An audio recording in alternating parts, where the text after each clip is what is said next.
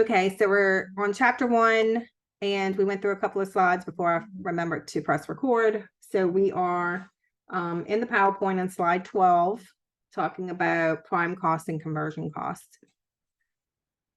I have another video that is from a previous semester for the same chapter that if you want to catch the beginning, that would be something that you can watch. Okay, so we have two costs, our prime cost and conversion cost. So that direct material and direct labor are going to be part of your prime cost, and your direct labor and manufacturing overhead are part of your conversion cost. So I have to go back and look at the homework, but I think I probably would have done an assignment where you have to calculate based on some information that's given to you. You just pull out those prime costs and you add them together, and that would be your answer. Or may ask for manufacturing overhead with the direct labor, which is the conversion cost. And so you would just go through the items that you're given and you would add them together, and that would be your conversion cost. So sometimes there's simple questions like that. Try not to overthink those easy questions. All right, then we have non-manufacturing costs. So I mentioned earlier those administrative costs. So you have the organization, you have executives, you have other employees that are in admin roles, and the accounting department is a support for the plant. And so you may have a separate facility. You may have a facility that's on the same grounds as the plant. So it could be either or. My husband works for a chemical plant, and they have the plant across the river, and then they have several different buildings because they produce different chemicals. And then they have an administrative office for all of their corporate people, admin people. They're located over here in Metairie and Lakeway. So they have two different locations. So you'll see that that's kind of common for manufacturing organizations. Then we have those selling costs. So you have to sell your product. So you're going to have people that are in sales. So those are the costs that are necessary in order to be able to secure the sale and be able to deliver that product.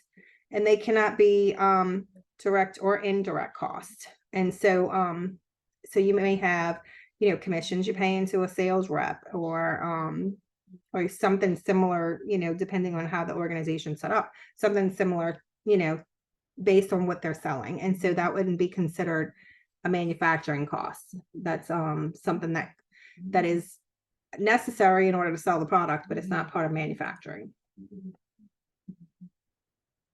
All right, so our product costs include all costs involved in acquiring or making a product. So sometimes we have to pay fees in order to get a product in. Some things will be part of that product cost.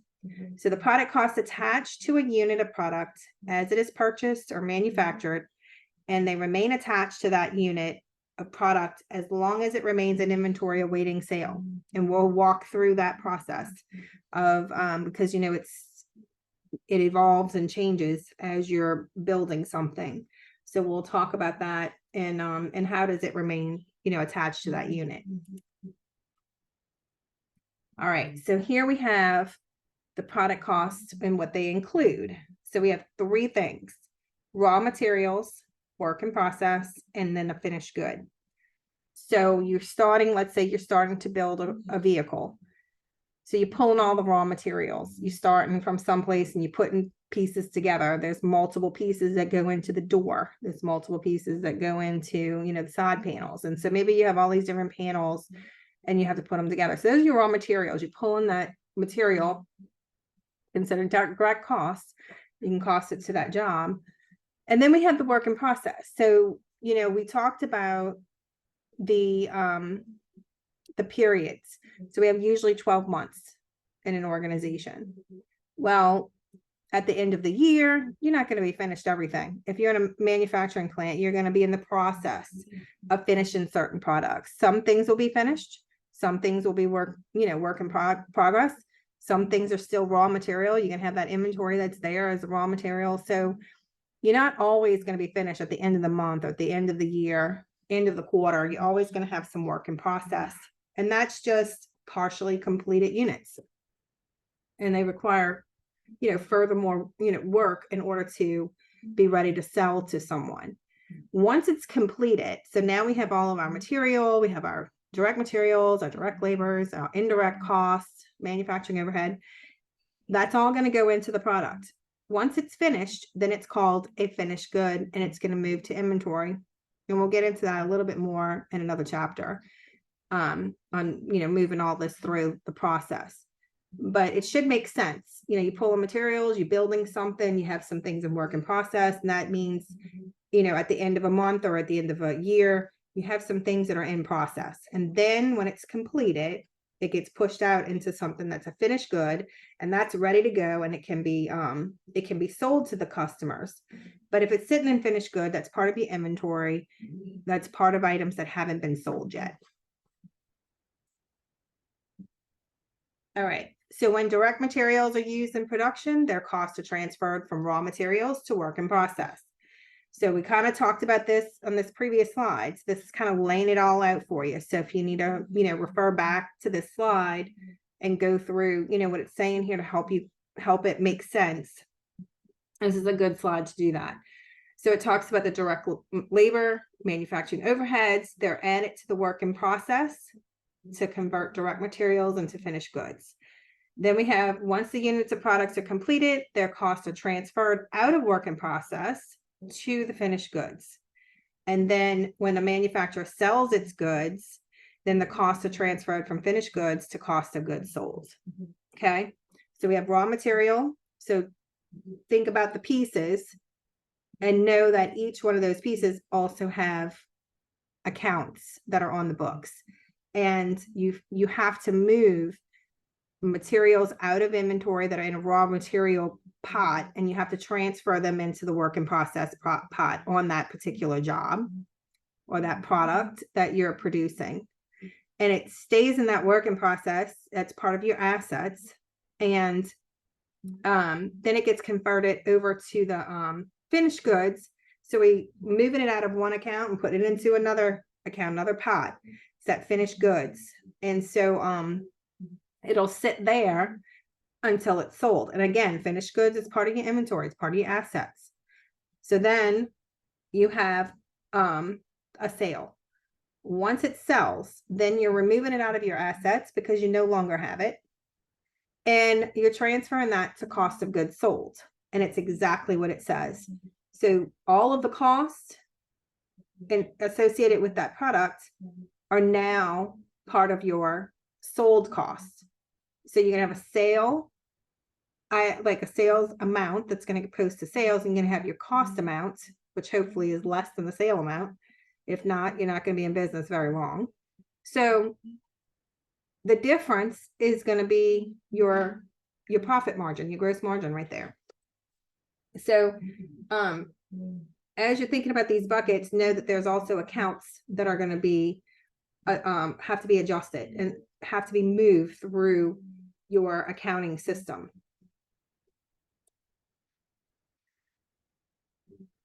All right, so we have product costs, which include direct materials, direct labor, and manufacturing overhead. So that is our product cost. That's what we just talked about on that previous screen. Went through the process of how it moves through.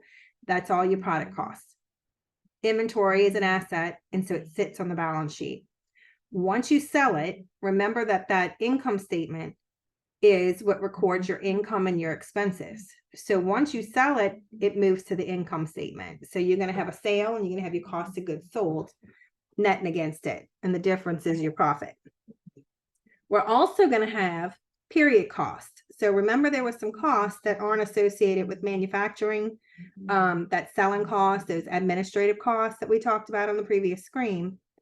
Those costs are period costs, and we have to capture those as well, and it'll get deducted. So hopefully your profit is enough that it's going to cover those period costs as well, and you still have some profit left over at the end.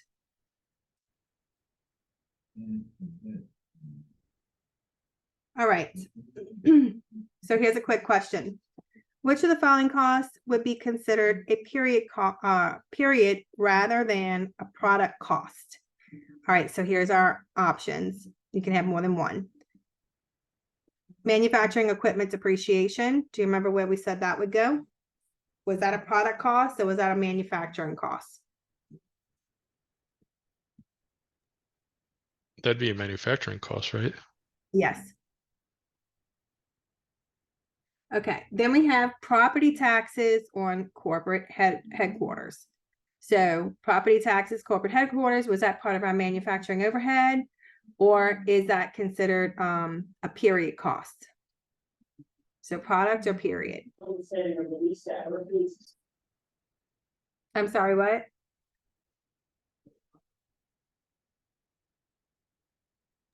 Manufacturing overhead. Part of manufacturing overhead. I'm sorry. The property taxes on the corporate headquarters? You said manufacturing overhead? Yes. Okay, so that's going to be considered a period cost.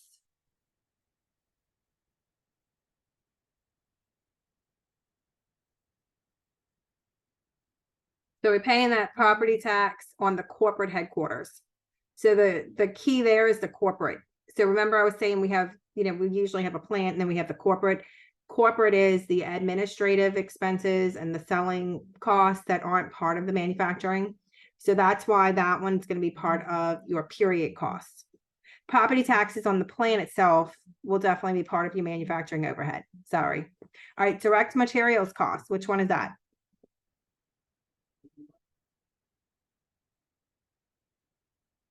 Manufacturing cost.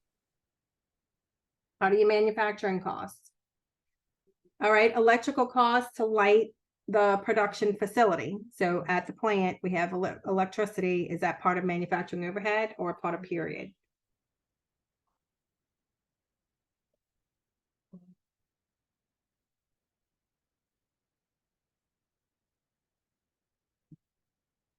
That one should be easy.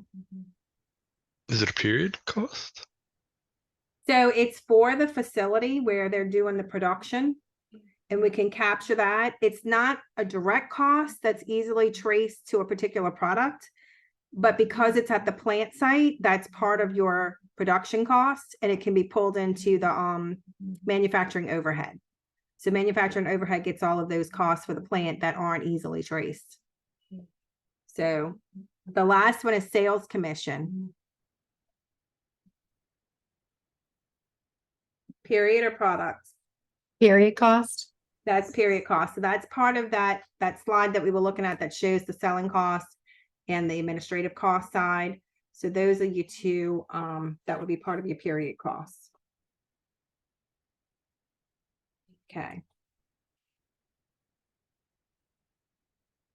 I wonder why it doesn't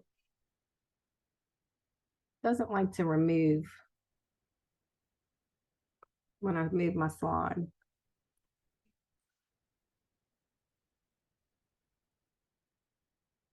Okay. Okay, so now we're going to talk a little bit about variable costs, fixed costs, and mixed costs. Okay, cost behavior refers to how a cost will react to changes in the level of activity. So the three most common are variable costs, fixed costs, and mixed costs. So we'll go into those and talk about those a little bit. So a cost that varies is a variable cost. Okay, so it can vary in total in direct proportion to the changes in the level of activity. So the variable cost per unit is going to stay the same. So the reason why it's variable is because it really depends on how many units you produce. So the variable cost can be a certain amount, and that never changes per unit. It's always going to be $2 per unit. But the total of that variable cost is going to vary depending on the quantity. All right, then we have, let's say, we went from the variable cost to activity-based cost drivers. So we have a measure of what causes an incurrence of a variable cost. Hang on, okay. So we have the units produced, we have the machine hours, we have labor hours, and we have units sold. So those are different measures that causes the incurrence of the variable cost. All right, then we have a fixed cost. So that remains constant in total.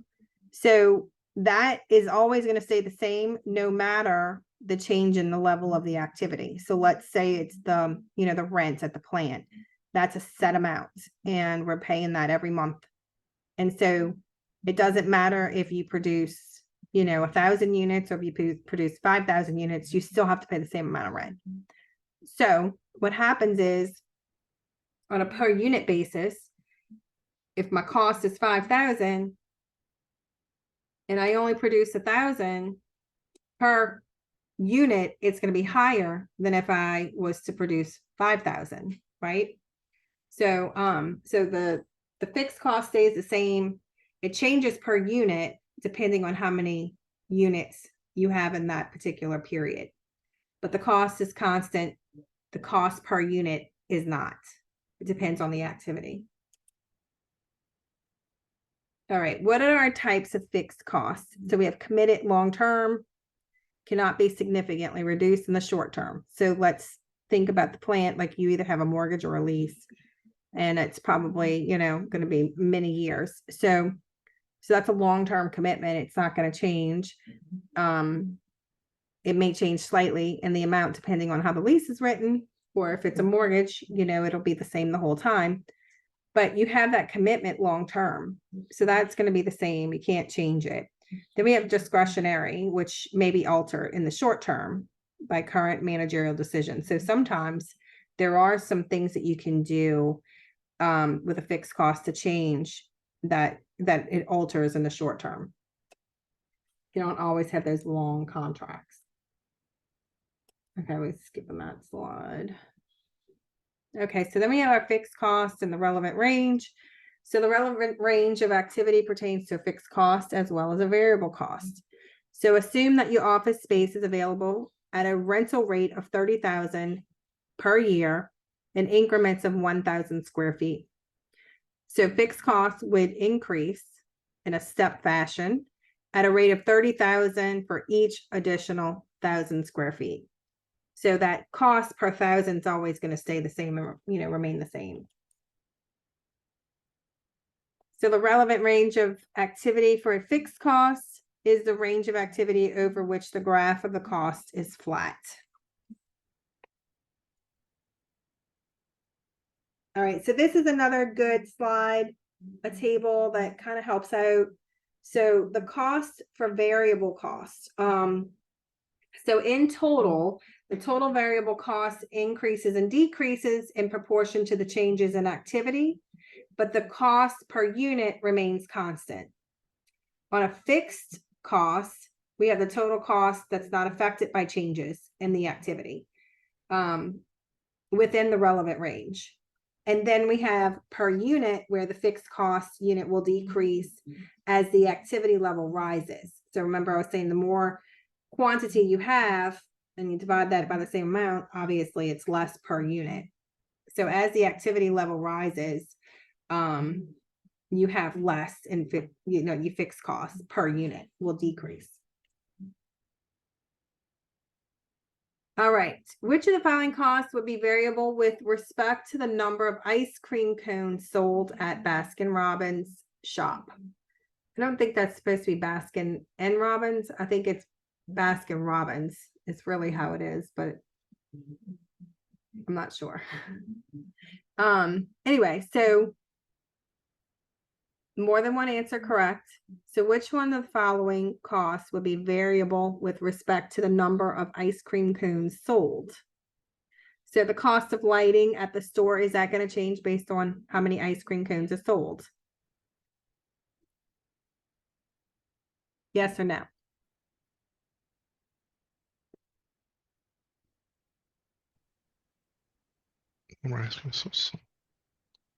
No. Nope, the cost of the lighting is going to stay the same regardless of how much you sell. If I'm open for business and, I'm still going to pay that lighting. What about the wages of the store manager? Is that related to ice cream cone sold? Stays the same, fixed. Yeah. Okay, and what about the cost of the ice cream? Variable. Right. And then what about the cost of the napkins for the customers? So will that be Variable. correct? Because the more customers you have buying ice cream cones, obviously, the more they're going to use those napkins. So it's C and D. All right, so we have our total mixed cost. We have our utility cost, we have our activity, and we have that mixed cost. So the mixed cost is going to be a fixed monthly utility charge plus a variable cost per kilowatt. So a mixed cost contains both. And they're just showing you the example using the utility. That it's an amount, but it's going to change based on the kilowatts that are used. All right, so here's an equation that you're going to have to know. Probably have a homework problem in order to work through. So you have to know what the letters mean in order to know like where to put the numbers. So we have total mixed cost. It can be expressed in the equation y equals a plus bx. So y is my total mixed cost. What's mixed cost? It's fixed and variable. So we have the small a is the fixed cost. The B is the variable cost per unit of activity. And the X is the level of activity. So you should know that because you're going to need that for the homeworks and for the tests. All right, so we have a fixed monthly utility charge of $40.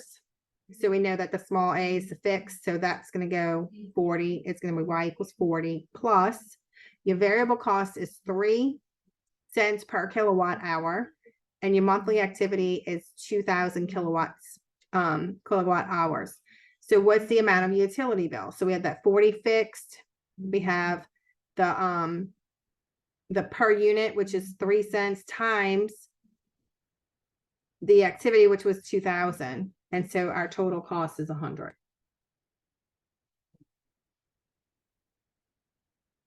All right, so when we make decisions, you have to know if that that's, situation that you're encountering or something that's happening in the plant. You have to know if it's relevant or not to the decision you're trying to make. So decisions involve choosing between alternatives. So the goal of the making decisions is to identify the costs that are either relevant or irrelevant to the decision.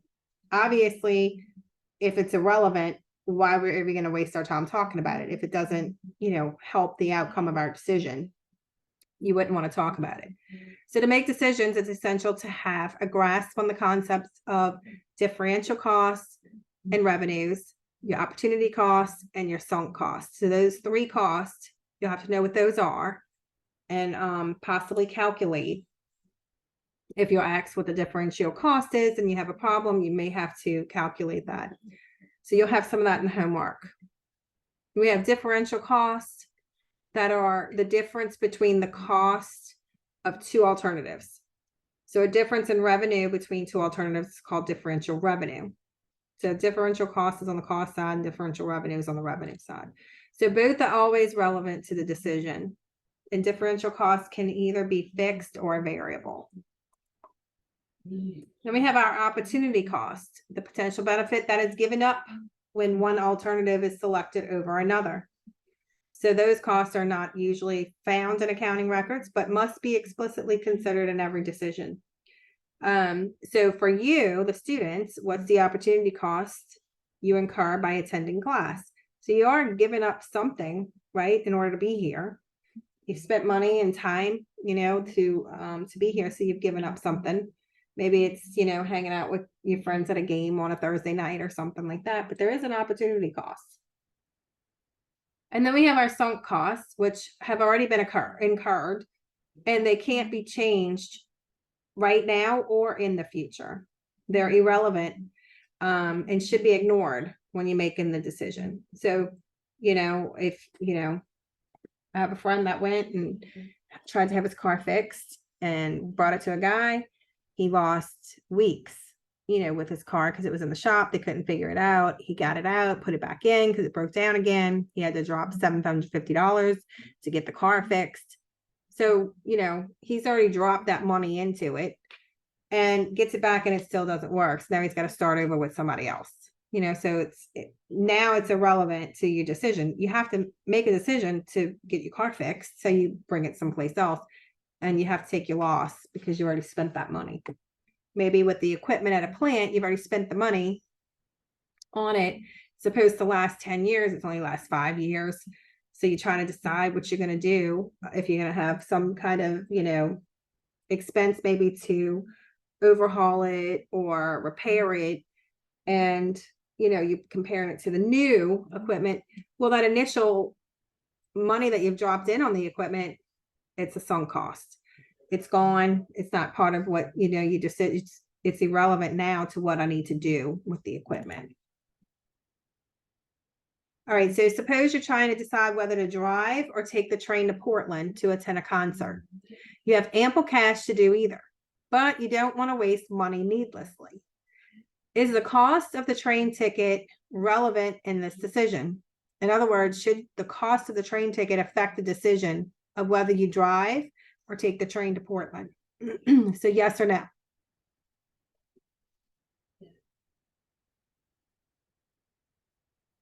Trying to get there and you're trying to decide, should I take the train or drive? What do you think?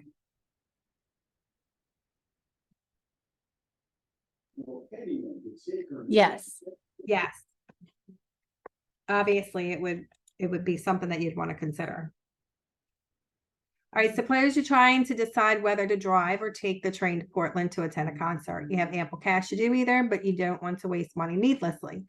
Is the annual cost of licensing your car relevant to the decision? Yes or no? No. No. No. No. I mean, you're going to do that anyway. You have your car.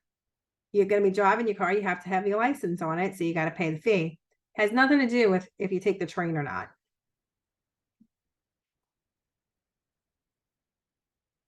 So B, no. All right. Suppose that your car could be sold now for $5,000. Is this a sunk cost?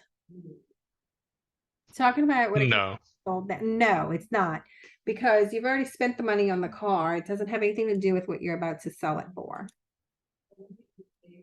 All right, so let's look at income statements for merchandising companies and traditional and contribution formats. So we looked at formats that were similar to the left column, traditional format. It has sales minus the cost of goods sold, which is gross margin. Selling and administrative expenses come off of that, and that's the net operating income. So we talked about this a little bit when I was kind of explaining what it would look like on the income statement. So you want your sales less that cost to come up with your margin, and then all those period costs are going to come out after to give you your net operating income. So that's one way to look at it. That's a traditional format. Then we have the contribution format. So it's going to be laid out differently. So we're going to have all of our sales. We're going to have variable expenses together. And when we deduct that from the sales, we get contribution margin. From the contribution margin, we need to deduct all of our fixed expenses. We get the same operating income. It's just broken out a little bit differently. And it's telling you that that's primarily used by management if you do the contribution format, because it helps you make decisions. You can kind of see, you know, your sales less those variable costs. What is my contribution margin towards all of those fixed fees that I have?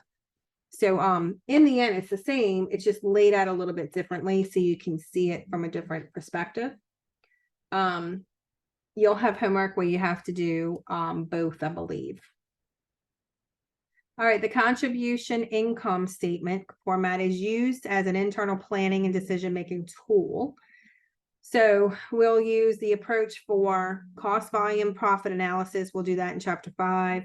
Segmented reporting for profit data, which is in chapter 6. Budgeting in chapter 8. And then we don't do chapter 13. We don't get that far. Okay, and that is it for chapter 1. So let me close this out.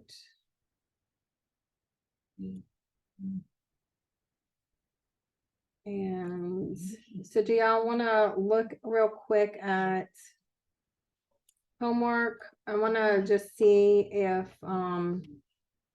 you get the help on the homework on the software. All right, so this is chapter 1, number 1 that I have, and I think they're in the same format for you. But it's looking for you to calculate your variable cost, fixed cost, and then your per unit. Also, required 2, it's looking for you to do an income statement based on that contribution format. So, you know, you have all your problems here and you're trying to fill in these numbers. So at the bottom, I see an explanation. And what I'm hoping is that if you do the practice and start filling in these boxes and you getting them all wrong on your homework, that you can go over there and you can submit and get these explanations. Has anybody done that? Do you know if you submit that you get the explanation back so it helps you the next go rounds? I don't think so. I think it just puts a red X on it and says that the answer is incorrect at the top. Yeah, it doesn't give you an explanation. You only get the explanation once you do it correctly. Really? Okay, so I'll have to look into that to see, because I was hoping that with the practice, if you were submitting, you would get this, because my thinking is that sometimes you get stuck here. And I haven't had anybody really complain about not having this too much in my previous semester, so I thought they were getting this information. Or maybe it gives it to you after you submit it. Okay, But then you have to do it again. But as you're doing the problem, you get the red X, I guess, maybe till you submit it. okay, so maybe if you need to do it on the practice one and submit, because that doesn't count towards anything. And when you do that, I'm thinking it's going to give you this down here, and it'll tell you the formulas on how to figure out what you need to do in those boxes. If you can't figure it out on your own, you should be able to do that. And then sometimes I've found videos on some of the problems, and I posted those videos too. I don't think there was any for chapter 1, but the videos will also walk through the problem and tell you how to calculate. So you'll have that on some of them as well. So I guess what we'll do is try to do the chapter 1 homework, and I have it that it's set due for Monday. Try to keep you on course. I'd like you to attempt to do these, and what we can do is next week we'll go through chapter 2, and if there's any problems y'all are stuck on, we can do those after the lecture next week, because I don't know that everybody has started this yet, and I'd like you to at least try it first, and then we can go over it next week. All right, I'm good with that. Okay. Yeah, because I mean, I have all, it should be the same thing, just different numbers. So so we can walk through it and you can take notes on how to do it if you're stuck on something. I think we should do that. But on this particular one, it's going through the traditional income format, contribution format, and then it wants the contribution margin per unit. So when you're calculating this out and you get your contribution margin, you would just divide it by your quantity. Let's see, they're not all, that complicated. This one's the differential sunk cost, opportunity cost. Just taking those numbers and calculating them based on what you know about what those costs are.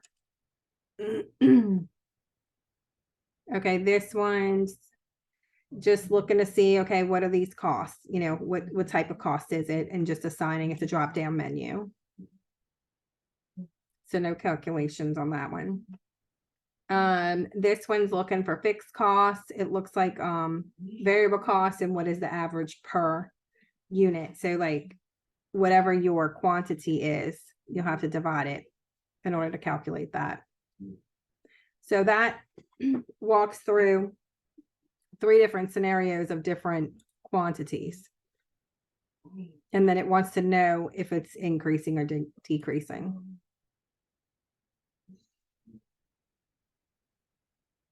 Okay, this one, you're assigning what type of cost it is, should have a drop down menu. Contribution format. And the traditional, so you calculate the numbers and laying it out. It's giving you, it's kind of laying it out to help you know. I guess if you're calculating the correct, what is your variable expenses? You're doing your cost of goods sold, sales commissions, shipping expenses. So some of those are going to be part of your manufacturing, some of those are part of your period costs. But the way that the contribution format lays it out, it pulls all the variable together and then all the fixed together.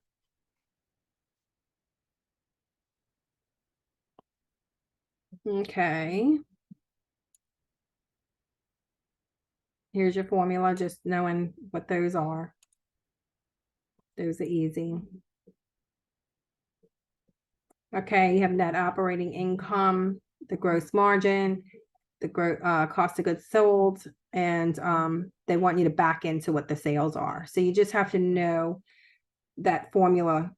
Sales minus cost of goods sold gives me my gross margin. And then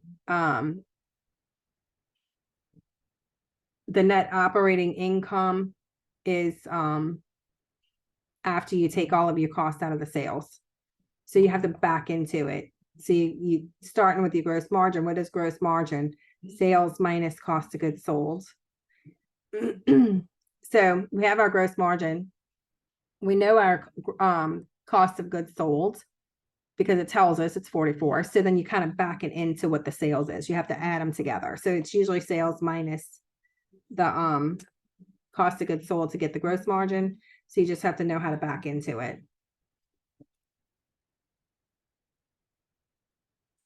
So conversion cost, might have another one with what is prime cost. So they want to know what the ending inventory is on this one, based on what you had in your inventory and what you sold, what you purchased. So remember, when you're dealing with the inventory, you are looking to see what you have in your inventory, you're adding your purchases, and you're deducting your sales in order to come up with an ending inventory. Okay, looking for cost of goods sold on this one. And the selling expense for the month of April. So you'll have to read through it, and you're probably going to have some numbers in there that aren't going to be relevant to what you're working on. So you may have things in there that are going to try to throw you off. So just make sure you know what you're looking for when you do your calculation. I guess if someone can try to, submit on that practice one too, to let me know if that explanation pops up, because that can be helpful if you're stuck on something. So, okay, well, let's do that. Let's the plan. Let's let you do the homework, see how you do. If you have questions, if we can talk about them after the lecture of chapter 2 next week, and we can walk through examples if we have to. And remember that these homeworks sometimes may be a little bit complicated on the homework side. When you're taking a test, you typically won't have as much detail on those test questions because you don't have enough time to walk through them all. And I try to pick questions that, you'll have enough time to walk through them, but also, it's grabbing a piece of what maybe you're doing in the homework. So you won't have all of it. You'll just have a piece of it. All right. Do y'all have any questions about the chapter 1 or the homework?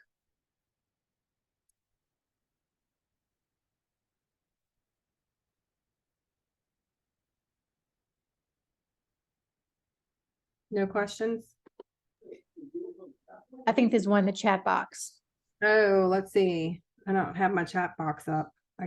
Something looks different on here. Let's see. Here it is. The reading is not graded. So the reading should be linked to the chapter. And you can read through the chapter, and you can also do questions to do an assessment of how you're understanding the material. That is just there for you to have a, you know, when you read the chapter, obviously you get an overview of what the chapter is about, and can be helpful when you're doing the homework as well, and just understanding what you're doing.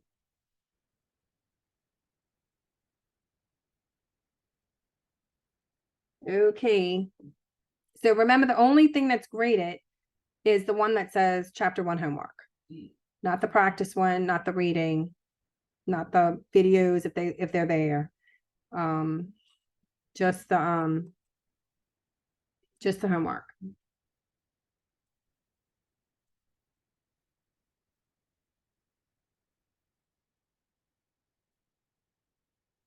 Okay, so that's it for tonight. Y'all have a good evening, a good weekend, and we plan to meet again Thursday night next week. Thank you. Thank you. You have a good night. All right, thank you. You. Thank you.